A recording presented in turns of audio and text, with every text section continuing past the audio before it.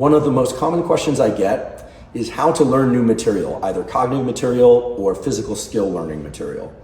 Well, there are a lot of different opinions on this, and actually the data, the scientific data out there, conflicts somewhat, but there is a sort of growing consensus. And I know this because I taught a lecture for a human biology course at Stanford last year where we reviewed this literature.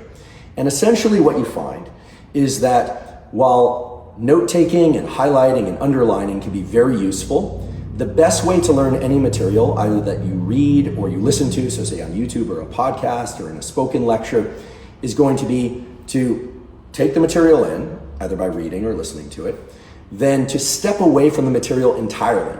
Get away from the textbook, get away from the lecture, get away from the person teaching, and to either close your eyes or keep them open and just think about the material and ask yourself the extent to which you remember the material and you can reconstruct that material in your head. The goal here is to find the place in which you can no longer remember or which you're murky on that material. It just doesn't make sense, or you just don't feel confident in your ability to regurgitate it if you needed to. And then at that point, to return to the material once again.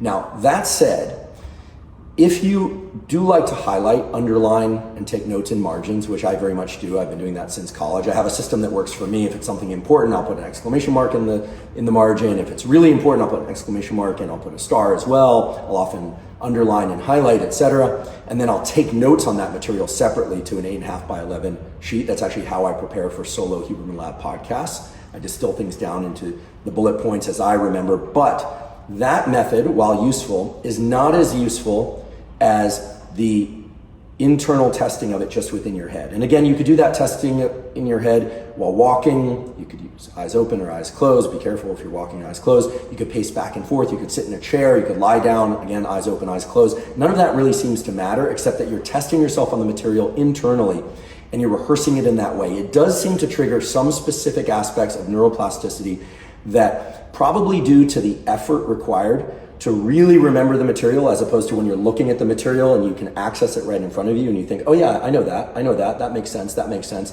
When you step away from the material and you have to essentially regenerate that material in your head and test yourself on it, it seems that leads to deeper forms of learning, meaning more long-lasting learning and your ability to be more facile with that material, to think about it in different ways. And this turns out to be very important for the formation of long-term memories. Now, there's another key component, and that key component is one of the major essences of this week's Huberman Lab podcast special episode with expert guest Dr. Matthew Walker, professor of psychology and neuroscience at the University of California, Berkeley, and author of the tremendously best-selling book, Why We Sleep, which is that you need sleep in order to consolidate the plasticity that you generate. Remember, learning and trying to remember something, hearing new material, that stress, and it literally is a stress, that deploys the catecholamines, dopamine, norepinephrine, and epinephrine in your system, and you feel kind of agitated and frustrated as you're trying to learn, and especially when you're feeling like you're not learning and you're kind of hitting that cliff of what you can't remember, you can't do. That's the trigger for neuroplasticity. But the actual changes in neural circuitry that lead to what we call learning, the ability to then remember that material or to generate that new skill, that new physical skill or musical skill or math skill or language skill, that occurs during sleep. So neuroplasticity is a two-part process, but it's also very clear when you look at the center of mass of data on learning that the best way to learn is to obviously pay careful attention, focus as the material is being presented to you or you're reading it.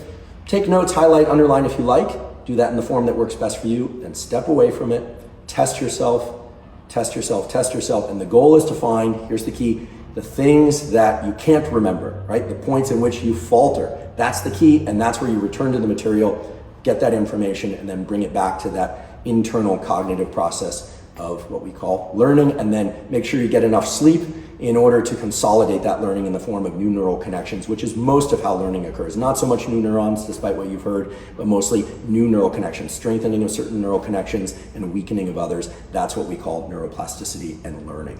Okay, lots more to say about this. I've covered a little bit of it in previous podcasts, but I'll be covering a lot more of it in podcasts to come. Meanwhile, if you have any questions about science or health or anything for that matter, put those in the comment section below this post. And as always, thank you for your interest in science.